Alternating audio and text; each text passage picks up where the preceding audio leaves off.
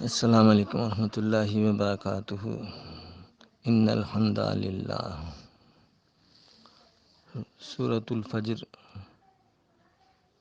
Number 89، آیت number 30 اور آخری آیتیں۔ یا ایتھا النفس المطمئنہ ارجعی الی ربک راضیۃ مرضیہ فادخلی فی عبادی وادخلی جنتی۔ ترجمہ: اے وہ جی جس نے چین پکڑا، اے وہ جی جس نے چین پکڑ لیا، پھر چل واپس ہو اپنے رب کی طرف، پھر چل اپنے رب کی طرف، تو اس سے راضی، وہ تجھ سے راضی، پھر شامل ہو میرے بندوں میں اور داخل ہو میری بہشت میں۔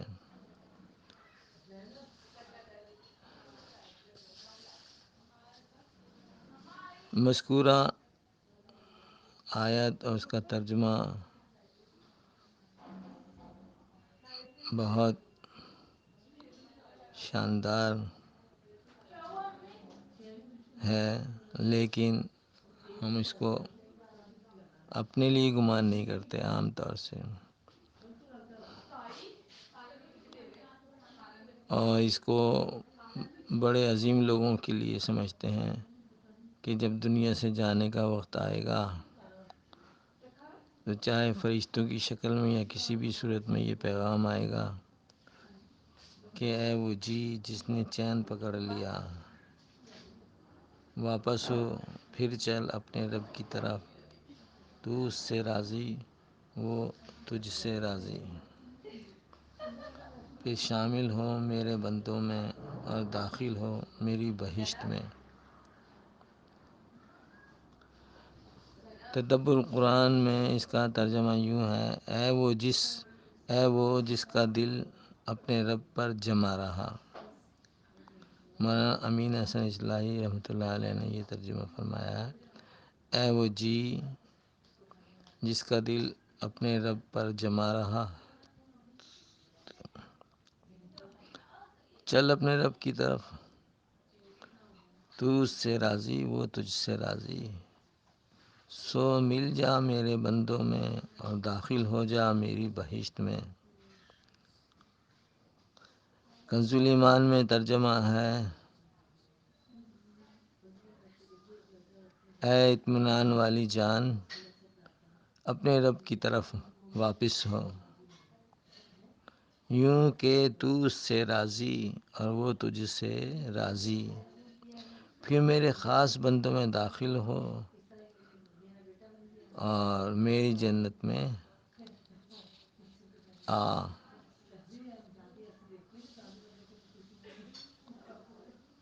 تو پھر میرے خاص بندوں میں داخل ہو، یہاں سے اور ذہن میں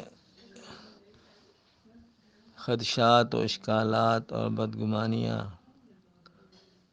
آتی ہیں جب ہم اپنے اندر دیکھتے ہیں اپنے آپ کو، یہ اشکالات اور بدگمانیاں اور شکوہ شکایت رکھتے ہیں، تو ایسی صورت میں سوال ہی پیدا نہیں ہوتا کہ ہم یہ گمان حق اپنے لیے رکھیں کہ اس آیت کا ہم مصداق بنیں گے، کہ قرآن کا پیغام عملی طور پر ہمارے بننے سے پہلے ہمارے لیے آئے گا۔ یہ تو بڑے لوگوں کی باتیں ہیں، ہم کیا اور ہماری ہستی کیا۔ ایک تو یہی گمان آتا، بدگمان اپنی طرف سے، شیطان بھی ہمیں بدگمان کرتا ہے اپنے رب سے، اور کہتا ہے تو ہے کیا۔ دل میں آدمی خود اپنے آپ سے مخاطب ہوتا ہے اور کہتا ہے میں ہوں کس شمار میں، خبر نہیں ایمان پر خاتمہ بھی ہوگا یا نہیں۔ یہاں تو خاتمہ بالخیر کا اندیشہ ہی ہے۔ اب بتائیں، جب یہ بات لے کے ہم مرنے جا رہے ہوں گے تو کیسے اطمینان کے ساتھ مریں گے؟ جبکہ آیت کا مقصد ہی یہی ہے کہ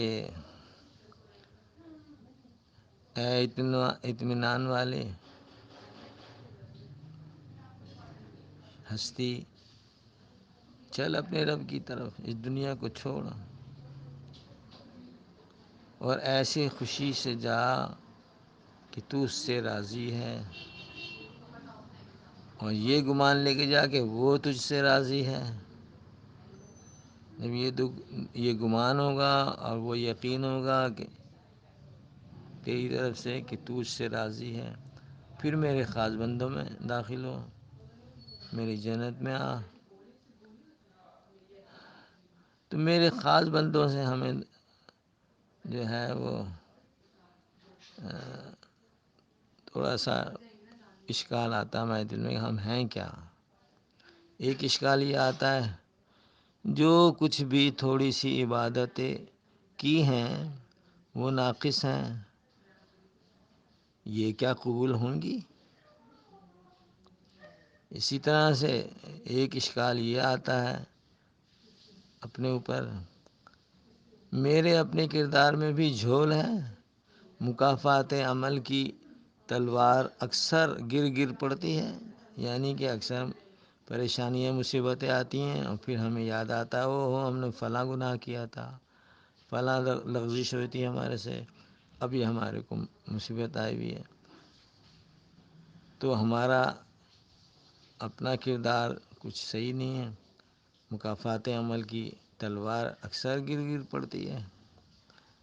پھر ایک چوتھا اشکال یہ ذہن میں آتا ہے، صاف ظاہر ہے آخرت میں پکڑ تو ہوگی، جب ہم یہاں پہ ہمارے اعمال میں جھول ہے تو آخرت میں تو پکڑ ہوگی۔ اب اس خیال کے بعد یا ایتھا النفس المطمئنہ، یہ کیفیت کیسے آ سکتی ہے نفس المطمئنہ کی؟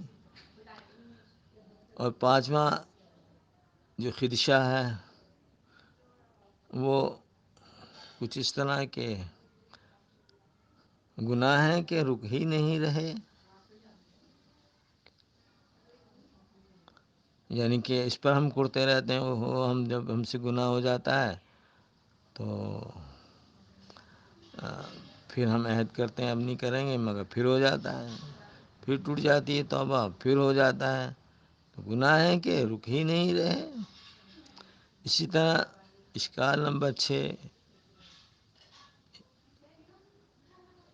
یہ ہم مسلمانوں کے ساتھ کیا ہو رہا ہے؟ اس عالم میں کفار مسلمانوں پر ظلم و جبر اور رسوا کر رہے ہیں۔ ہم مسلمان کہاں سے چلے تھے؟ کیسے ساری دنیا پہ اسلام غالب ہو گیا تھا؟ کیا کیا ہمارے جو ہیں نصیبے تھے؟ ہم کہاں سے چلے تھے، کہاں آ گئے؟ اس دگدے کے ساتھ ہم کیا اطمینان کے ساتھ مر سکتے ہیں؟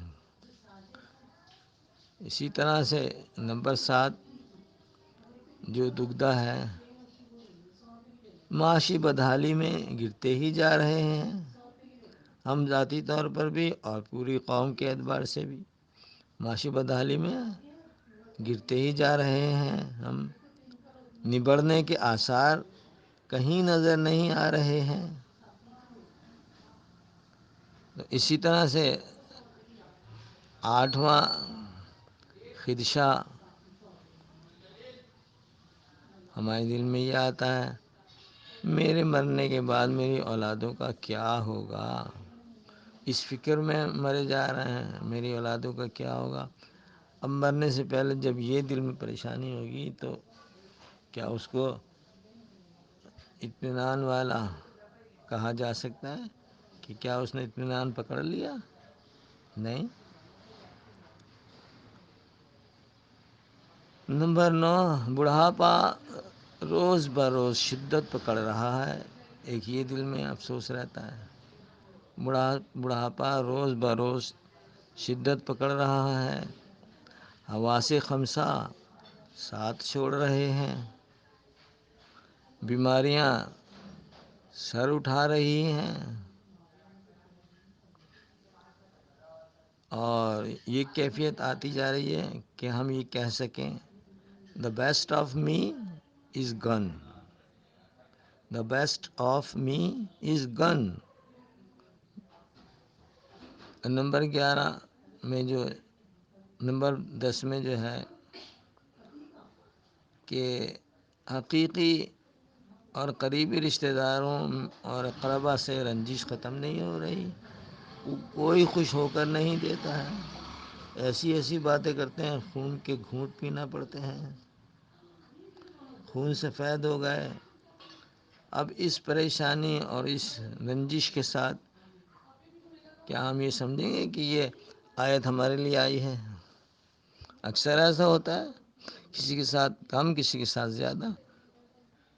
اور نمبر 11، ہمارے مرحومین یعنی ماں باپ، بھائی، دیگر اقربا کا کیا ہوگا؟ ایک یہ فکر رہتی ہے کہ ہمارے مرحومین جو ہیں، ہمارے بزرگ جو ہیں، ہمارے گھر کے بڑے جو ہیں، وہ اللہ کے پاس جا چکے ہیں، ایسی کوئی بہت بڑی اولیاء اللہ کی زندگی نہیں گزاری ہے انہوں نے، پتہ نہیں کیا ہوگا ان کے ساتھ۔ دعا بھی کرتے ہیں کہ اللہ ان کی مغفرت فرما، دعا تو دعا ہی ہے، دعا ہو گئی، بس کر لی ہم نے، لیکن کیا دعا کرنے کے بعد یقین آ جاتا ہے کہ ان کی مغفرت ہو گئی؟ پتہ نہیں کیا ہوگا۔ تو یہ سارے خدشات، اشکالات، بدگمانیاں، شکوے شکایت جب ہم اپنے اندر رکھیں گے، بلکہ رکھتے ہیں، تو سوال ہی پیدا نہیں ہوتا کہ ہم یہ گمان حق اپنے لیے رکھیں کہ قرآن کا پیغام عملی طور پر ہمارے مرنے سے پہلے ہمارے لیے آئے گا، کہ ایک کوئی فرشتہ آئے ہمارے مرنے سے ذرا پہلے اور کہے کہ بھئی تم تو بڑے کامیاب ہو گئے ہو، اے وہ جی، اے انسان، اے وہ نفس، تو نے چین پکڑا، اب واپس چل اپنے رب کی طرف، تو اس سے راضی ہوا، وہ تجھ سے راضی، پھر شامل ہو اپنے بندوں میں اور داخل ہو میری بہشت میں۔ تو ہر آدمی یہی سمجھے گا کہ نہیں نہیں، یہ تو پتہ نہیں کسی اور ہی خوش نصیب مخلوق کے لیے بات ہو رہی ہے، ہمارے لیے نہیں ہو رہی۔ حالانکہ قرآن تو سارے ہی انسانوں کے لیے نازل ہوا، کسی خاص شخص کے لیے تھوڑی آیا، یا خاص گروہ کے لیے تھوڑی آیا، وہ تو سب کے لیے آیا ہے۔ اگر ہم اس میں دیکھیں گے، غور کریں گے، تو آپ یقین کریں، آپ تدبر کر کے دیکھیں، یہ آیت میرے لیے ہے، آپ کے لیے ہے، ایک ایک فرد کے لیے ہے، اور اتنی آسان ہے کہ کوئی عمل کرنا بھی نہیں پڑتا، کوئی صدقہ نہیں دینا پڑتا، کوئی جائیداد نہیں لٹانی پڑتی۔ ظاہر سی بات ہے کہ یہ پیغام تو آخری وقت میں آ رہا ہے، اس وقت ہم کیا کر سکتے ہیں؟ Best of us, the best of us is gone. جو کچھ ہو سکتا تھا ہم سے بہتر تھا ہمارے اندر، وہ سب جا چکا ہے، ہم تو ہاتھ چھاڑ کے بیٹھے ہوئے ہیں، اب تو بس جانا ہی ہے۔ یہ کیسے ممکن ہے کہ ہم اپنے رب کی طرف جائیں ایسی حالت میں کہ وہ ہم اس سے راضی ہیں، اتنا دیا اس نے، سب کچھ معاف کر دیا، اور ہم اس سے راضی ہو گئے، وہ ہم سے راضی ہو گیا، اور پھر وہ یہ کہے کہ پھر شامل ہو جا میرے نیک بندوں میں، حالانکہ مجھے پتہ کہ میں کیا ہوں، میں تو کوئی نیک نہیں ہوں۔ اور پھر یہ بھی اسی آیت میں ہے، اور داخل ہو میری بہشت میں۔